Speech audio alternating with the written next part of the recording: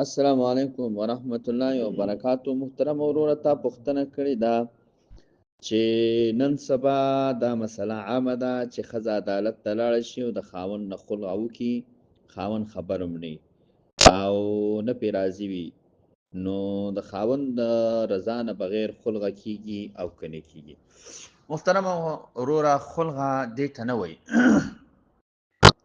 خلع دې ته وایي چې یو خاوند یوې خپلې ښځې ته ووایي چې ته دا ښځه دې خاوند ته ووایي چې ته چې کوم مهر د زما دپاره مقرر کړی دی نو دغه مهر زما نه واپس واخله او ما ته طلاق راکړه. صحیح ده؟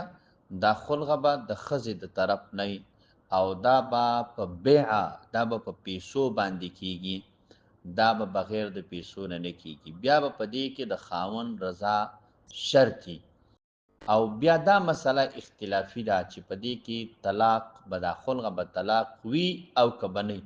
په نزد د امام اعظم ابو حنیفه رحمه الله باندې طلاق دی ښه. او پاتې شوه دا چې دغه چې دی د عدالت کې، نو عدالت کې چې ښځه کیس واچوي د خاوند نه د خلاصي دپاره هغې ته ډیګري وایي او فسخه د نکاح ورته وایي. او د ټولو علماو بالاتفاق دا رایې ده، دا فتوا ده چې د عدالت یوې ښځې له بغیر د خاوند د رضا نه طلاق نه ورکولی شي او نه حق شته او نه ورته د شریعت نه حق حاصل دی او که یې ورکه نو دا به طلاق نه واقع کیږي. دا ښځه د دې خاوند ده